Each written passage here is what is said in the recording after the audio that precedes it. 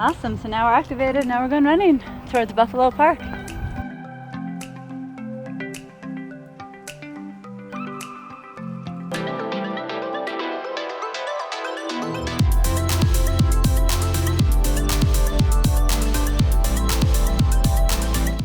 Hey guys, welcome back to Sundays with Steph.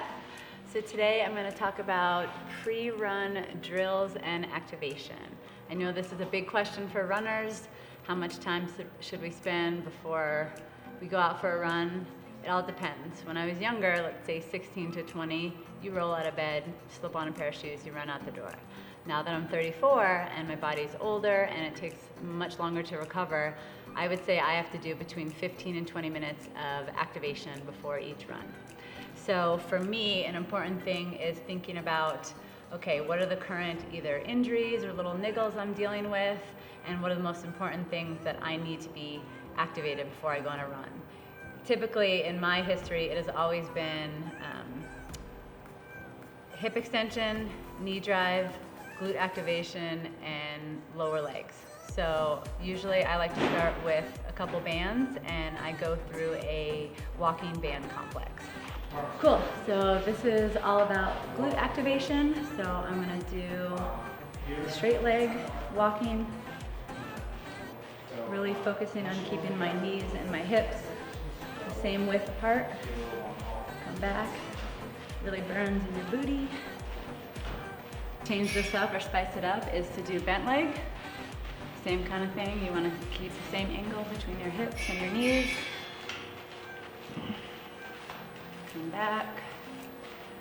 And another fun version with these bands is, you guys have probably all heard of the clamshells or the Jane Fondas, but you can do these when you're standing up. So you just have your legs bent, and then you're bringing your knee in. I'll do about 8 to 10 sets on each leg.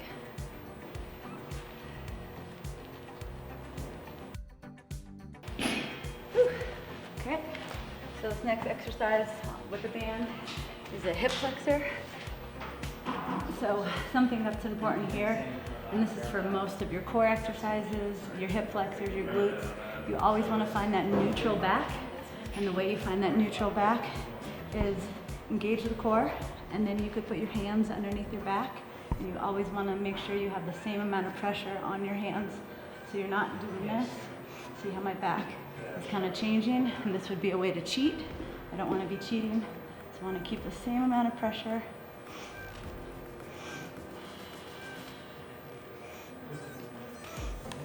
And this has taken a really long time for me to master. But if you notice, I'm keeping my core engaged the entire time while also breathing. In the same position, let me just grab this. This is a really fun hip flexor and core exercise, but it also looks like magic. So you put a T-band roller here, and then your hands are pressed against the roller.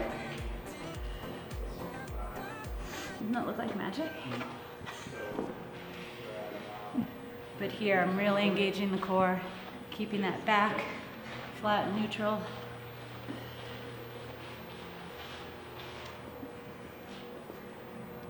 This will really impress people at the gym, if that's what you're going for. I feel like my core is pretty sufficiently activated. A couple other things I like to do is a side plank, but I do side plank with kind of a knee drive or a hip drive.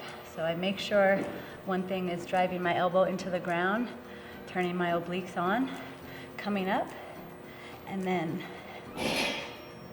I will do the top leg running. And one thing that's important here is you always think you want this hip to keep coming forward, because it's really easy as I come up to shift back to make it easier to get there. But you want to be thinking drive this hip. Switch sides. And I'll often find I have one side that's easier than the other. This side is much, so you can see I'm even shifting a little bit because it's a lot harder for me to keep this right hip driving. It shows me I have a lot of work to do on this right hip. A couple other things I'll do pre-run is ankle mobility. One thing, if I don't have anything, like any bands or anything with me, this looks like kind of a weird exercise, but I actually just like to rest on my feet like this. It doesn't seem that effective, but like this really stretches out the front of your ankle and your shins and calves and kind of gives me like a nice stretch before I start to do ankle mobility. Again, this is a band, it's a little fancier band than you may have, but I don't know, you could take a towel, you could wrap something around, let's say a table at your house. What you're trying to do here is have something that you anchor it to. Put this around the front of your ankle. And basically this is ankle mobility.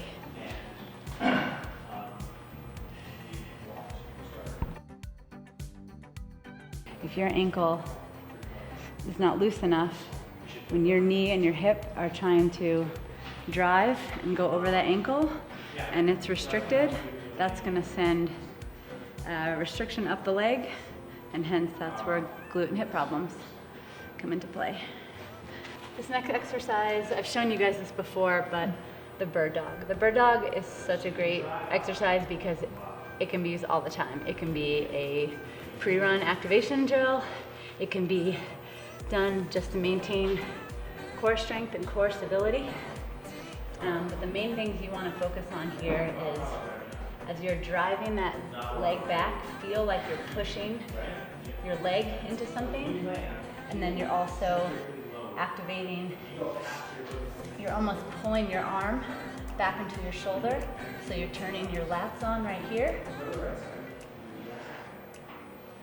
And then again, you should have a neutral back. You shouldn't see a lot of motion going on in here.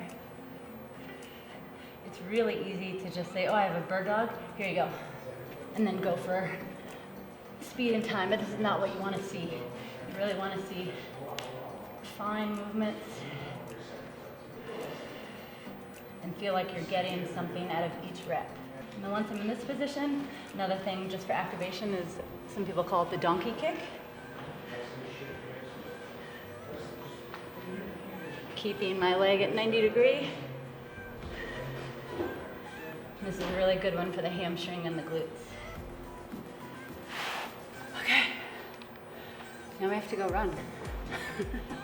Beautiful day. I know there's snow on the ground. I'm in a tank top, so that might seem crazy, but that's what's so great about Flagstaff. It's like 55 degrees here and it's phenomenal.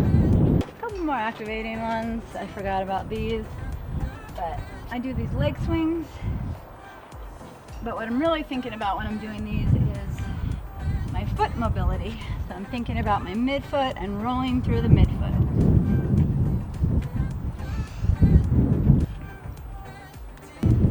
Automatic door, no big deal. It's the best feature of the minivan. Awesome, so now we're activated, now we're going running towards Buffalo Park. Okay. All right, you guys, I'll see you next Sunday. Thanks for hanging out.